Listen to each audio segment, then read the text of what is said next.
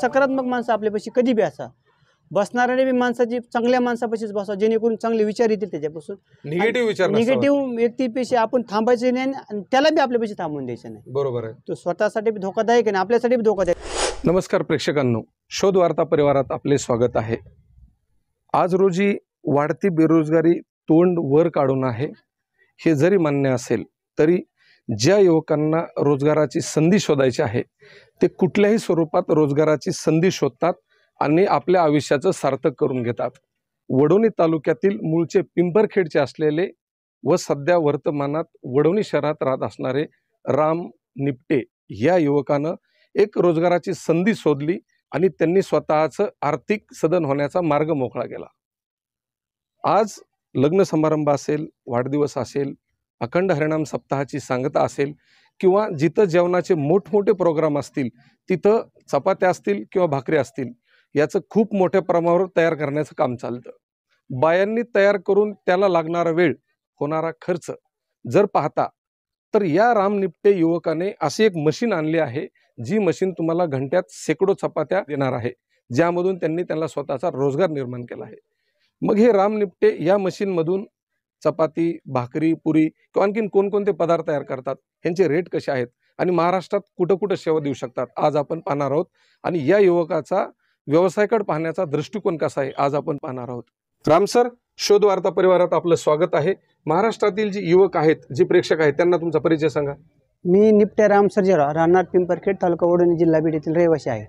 Ram sir, एक गोष्ट आहे, व्यवसाय करण्यासाठी भरपूर व्यवसाय होते, मग तुम्ही हे चपाती बनवण्याची मशीन ह्याच्यातून आपण व्यवसाय शोधू शकतो, हे कसं काय सुचलं तुम्हाला किंवा ह्याच्याकडे कसं काय वळलात? मी ह्याच्याकडे वळण्याचं कारण एकच आहे, जेणेकरून जो व्यवसाय कोणाकडे नाही तो आपल्याकडे असावा। कारण प्रत्येकाकडे बरेचपैकी कॉम्पिटिशन असते। काही ठिकाणी कपडे दुकान एक जणांनी टाकले, एक दुसरा जण कपडे दुकान टाकतो, मग असं वेगळं काहीतरी करावं। मग हे त्यामुळे मग ते वेगळं काहीतरी केलं, जेणेकरून हे तालुक्यात कोणापाशी नाही ते वेगळं मी केलं।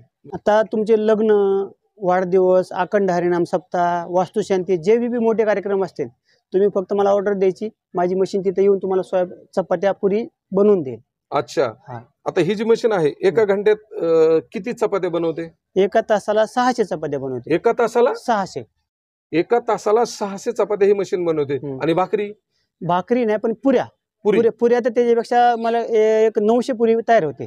म्हणजे 900 पुरी आणि 600 चपात्या, ह्याच्या भाकरी बनत नाही? भाकरी नाही। प्रेक्षकांनो लक्षात घ्या, राम सरांनी ही जी कन्सेप्ट आणली यामध्ये पैसा आणि वेळ कसा वाचतो। एक तर तुम्हाला बाया लावायच्यात, वेळ कमी असतो।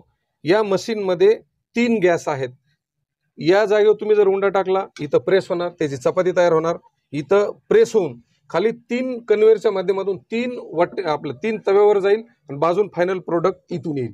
याच्यामध्ये कुठलाही कोपरा कसाच हिरवा राहू शकत नाही, याची या मॅन्युफॅक्चररनी काळजी घेतलेली आहे। त्याच कारण की 3 तव्यावरती चपाती किंवा पुरी फिरणार आहे। आता सर्वात महत्वाची गोष्ट काय आहे की अन्न हे पूर्ण ब्रह्म आहे आणि हे वास्तव आहे आणि आपण ते जपलं पाहिजे। ह्याच्यात अन्न वायात जात नाही, कारण का की पीठ मळायला मशीन आहे, भाजायला मशीन आहे, वेळ कमी, तुम्हाला जास्त महिला कामगारांची गरज नाही, त्यामुळे हे किती किफायतशीर आहे हे आता तुम्ही पाहिलंय। एक कन्सेप्ट लय छान आहे, ही मशीन रिक्षामध्ये टाकायची आणि ज्या ज्या जागेवर असे कार्यक्रम आहेत तिथं जायचं आणि त्यांना सेवा द्यायची। मग आता मला सांगा की स्थानिकला तुमचे रेट कसे असतात आणि बाहेर गावी गेले तुमचे रेटचं काय असतं?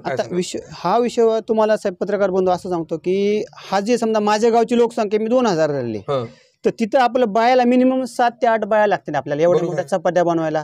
चपात्या बनवण्यासाठी 7-8 बाया लागतात, त्यांची समजा 500 रुपये हजेरी, 8-45 4-5 रुपये हे चालले। बरोबर, तर मिनिमम मी सध्या कमीत कमी सध्या स्टार्टिंगला एवढी 3500 रुपये सुपारी ठेवली, म्हणजे तालुक्यासाठी 2000 लोकांसाठी। 2000 नाही, 2000 असो कितीही असो, तुमच्याकडे एकदा मशीन आली सकाळी, म्हणजे टायमिंग वेळ ठेवला, टायमिंगवर, म्हणजे सकाळी तुम्ही 10ला नेली तर रात्री 10 पर्यंत तुमच्यापाशी माझी मशीन राहणार। सकाळी 10 ते संध्याकाळी 10, 2500 रुपये नाही, 3500 रुपये, 3500 रुपये रोज। आणि जर तुम्ही बाहेर तालुक्यात किंवा बाहेर जिल्ह्यात जाणार असाल तर मग त्याचे पैसे वेगळे, कारण ट्रान्सपोर्ट माझं जास्त होणार ना, जसं अंतर आहे त्याच्यावर समजून घ्या।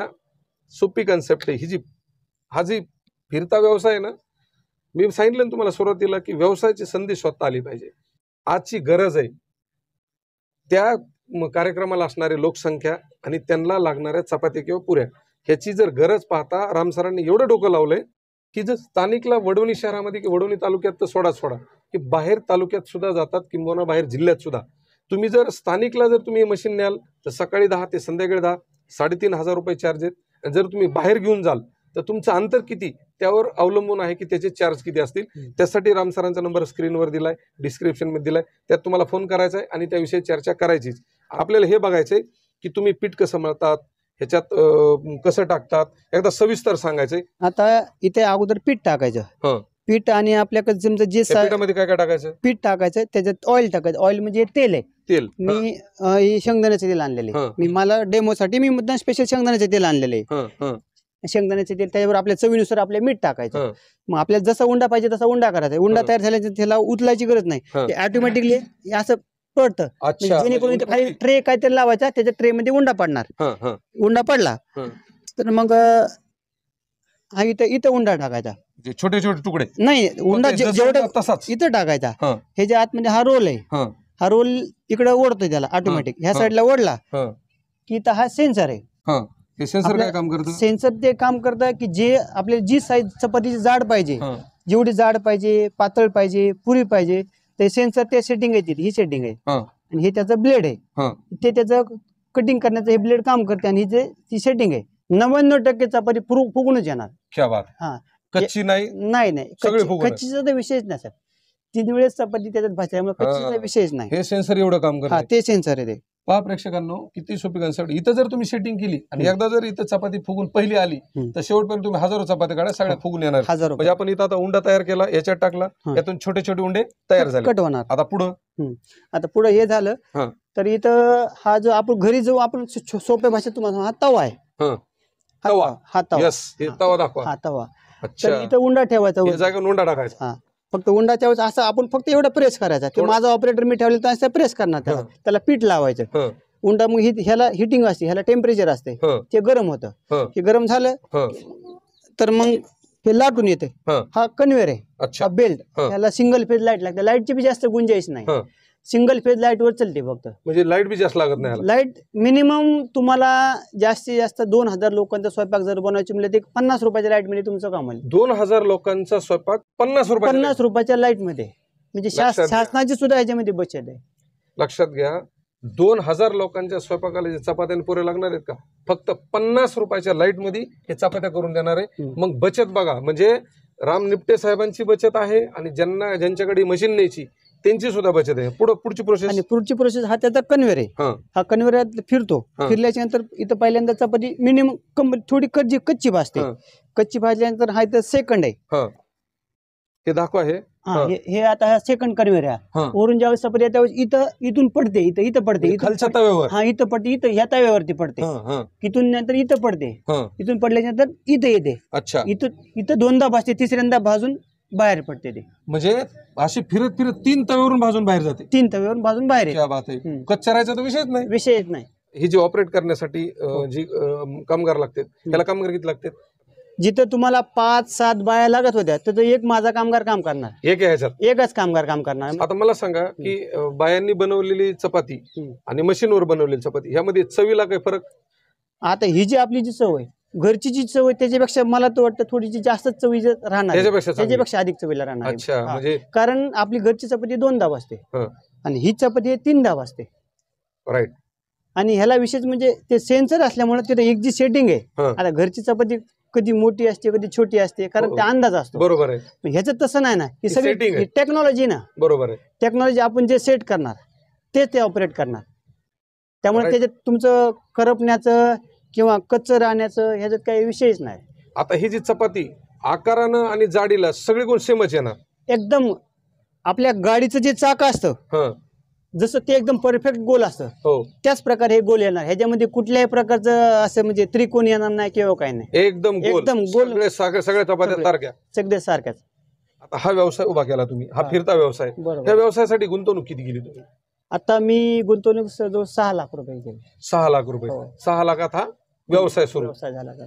आता ही जी मशीन आहे तर महिन्यातले किती दिवस काम करते किंवा बाहेर जाते? सध्या तरी बसून नाही ते. हं. ज्यावेळेस आता महिन्यातून 15-20 जरी कार्यक्रम झाले तरी पुष्कळ झाले आपल्याला. 3,500 रुपये रोज आहे याला. हो, 3,500 रुपये रोज आहे. आणि नगर सराईत तर 3,500 हे फक्त तालुका पुरतेच मर्यादित आहे ना. बाहेर तर जास्त जास्त येईल, कारण मला ट्रान्सपोर्टेशन वाढणार, समोरचा माणूस मला पेमेंट जास्त द्यावं लागणार आणि रिस्क आहे. बाहेर जायचे म्हणल्यावर रिस्क आहे ना. बरोबर. उद्या त्याला problem रिक्षा होणार. टाका, हे रिक्षा करा. टाका. त्यामुळे ह्या व्यवसायाची गुंतवणूक आहे, ह्याला तर जागेचा विषयच नाही. हो, ह्याला एक छोट्या रिक्षात बसतोय हो, तुमचा हो. जे आपे टमटम म्हणतो का आपण, त्या टमटम मध्ये बसतंय. त्याची ही एक मशीन आहे, ही एक मशीन ही आहे. एक machine. तुम्हाला रिक्षात घालायची, याचा एक ऑपरेटर आहे. ऑपरेटर म्हणजे आपला रिक्षाचं चालकच. तेच सगळं ऑपरेट करते. तिथून जायचंय आणि तुम्हाला ती सेवा घ्यायची. चपाती म्हणाल तर तुम्ही व्हिडिओ मध्ये बघतातच की चपाती कशी यायली, याची ॲक्युरेसी आहे, फुगलेली आहे आणि चारही बाजूने सारखे आहे. अशा पद्धतीचा हा राम निपटे सरांचा व्यवसाय आहे. राम सर, काय म्हणणं आहे की व्यवसायात युवक यशस्वी होऊ शकतात का? 100% निश्चित होऊ शकतात. फक्त माणसामध्ये जिद्द पाहिजे, हा. करण्याची काहीतरी जिद्द पाहिजे. माझं असं म्हणणं आहे की समोरच्याने नोकरीवरती डिपेंड न राहता काही ना काहीतरी पर्याय आपल्याला शोधला पाहिजे. कधीपर्यंत त्याच्यावर अवलंबून राहणार आहेत? किती दिवस आपण नोकरी दुसऱ्याच्या अवलंबून राहा. मग आपण स्वतःचं काहीतरी स्टेटस घडवलं पाहिजे ना. बरं. आणि सगळ्यात मोठी गोष्ट अशी की जिद्द आणि चिकाटी पाहिजे माणसाला. पोरं तर म्हणतात व्यवसाय चलत नाही, कोणता व्यवसाय करा. प्रचंड प्रश्न आहेत. का चालत नाही? ज्यांची निगेटिव्ह वृत्ती त्यांच्यासाठी चालत नाहीये. ज्यांच्याकडे समजा काहीतरी करण्याचं ध्येय आहे त्यांच्यासाठी अनेक संधी उपलब्ध आहेत. हे महत्वाचा फक्त विषय. माणसाचं काहीतरी करण्याचं, आपल्याला स्वतःला आपल्याला केल्याचे तर जगाला दिसणारच आहे.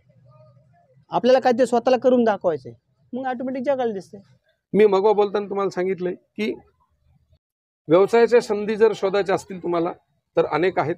योग्य नजर गेली पाहिजे, योग्य व्यवसायाची निवड केली पाहिजे, ज्यामधून तुम्हाला तुमचा उत्कर्ष साधता येणार आहे. राम निपटे सरांनी ज्या पद्धतीत त्यांचा व्यवसाय सुरू केला तो अनुकरणीय आहे. त्याचे आपण अनुकरण केलं पाहिजे, त्या व्यवसायाची आपण प्रेरणा घेतली पाहिजे. आणि राम सरांनी एक चांगलं वाक्य म्हटले की एका व्यवसायावर न थांबता तुम्ही पॅरलल काहीतरी व्यवस्था उभा केली पाहिजे, जेणेकरून दोन्हीमधून तुमच्या उत्पन्नाचे स्रोत चालू राहतील आणि तुम्हाला तणाव येणार नाही किंवा तुम्ही आर्थिक सधन होऊ शकाल. बरोबर. तुम्हाला या व्यवसायाविषयी माहिती असेल, तुम्हाला चपात्या, तुमच्या कार्यक्रमाला चपात्या करून घ्यायची असतील, तुम्हाला मशीनची गरज आहे किंवा इतर कुठलीही बाब असेल, राम सरांचा नंबर खाली दिलेला आहे, त्यावर एक फोन करा आणि इत्थंभूत माहिती मिळवा. आजचा व्हिडिओ तुम्हाला आवडला असेल असा मी गृहीत धरतो आणि इथंच थांबतो. आपली एक लाईक आमचा आत्मविश्वास वाढवतो, म्हणून एक लाईक नक्की करा. आणि हो, व्हिडिओ आवडला असल्यास सबस्क्राईब करायला विसरू नका. अशाच एका नवीन प्रेरणेसह लवकरच भेटणार आहोत. तोपर्यंत नमस्कार. नमस्कार.